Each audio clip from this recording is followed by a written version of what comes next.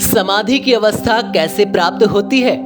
नमस्कार मित्रों, समाधि शब्द से हम अक्सर यही मतलब समझ लेते हैं कि ये मृत्यु के बाद की अवस्था है, लेकिन ऐसा नहीं है। समाधि का अर्थ होता है मन को उस स्थिति तक ले जाना जहां कोई गांठ नहीं होती।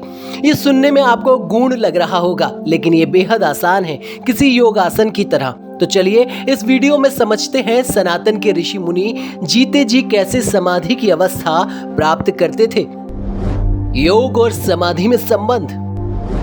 जून महीने में पूरी दुनिया ने योग दिवस मनाया, मगर योग केवल एक दिन का उत्सव नहीं है। योग शब्द वैदिक काल से आता है, जिसका मूल अर्थ है दो वस्तुओं को जोड़ना, जैसे गाड़ी से बैल जोड़ना।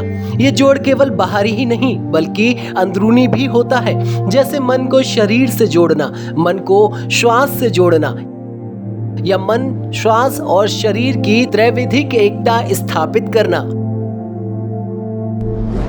योग का प्रसिद्ध सूत्र है योग चित्त वृत्ति निरोधा, अर्थात मन की वृत्तियों यानी गांठों का निरोध। जब मन में भय, चिंता और तनाव की गांठें खुल जाती हैं, तब वो शांति में स्थिर होता है।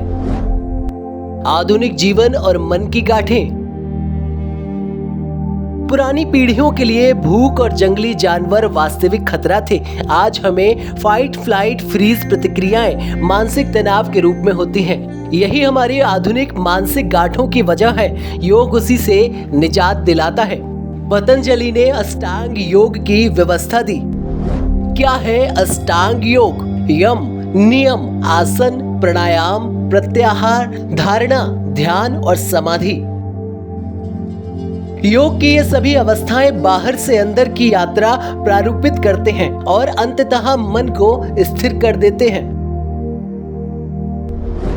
समाधि की आत्मा पूर्ण दशा। समाधि का उद्देश्य है मन को उस आदिम शून्य अवस्था में ले जाना जहां कोई गांठें नहीं होती हैं। ये वो स्थिति है जिसमें मन बिना किसी द्वंद्व या बिना किसी विचार या विकार के पूर्णतः शांत हो जाता है। कुछ लोग मानते हैं कि ये परमात्मा से जुड़ने पर मिलता है, तो कुछ मानते हैं कि ये दुनिया, प्रकृति या रिश्तों से गहरे जुड़ाव से मिलता है। लेकिन मूलतः समाधि का अर्थ है गहरा समन्वय और संरेखण, भीतर बाहर से जुड़ने की अवस्था।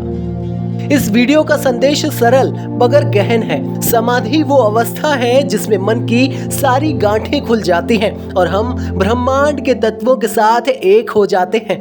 योग के 8 अंगों की साधना हमें इस उच्चतम चेतना की ओर लेकर जाती है। आप भी इसका अभ्यास कीजिए, निश्चित ही आपको लाभ होगा। समाधि नहीं तो उससे पहले की अवस्था भी प्राप्त करके आप ऊर्जावान महसूस कर सकते हैं। नमस्कार।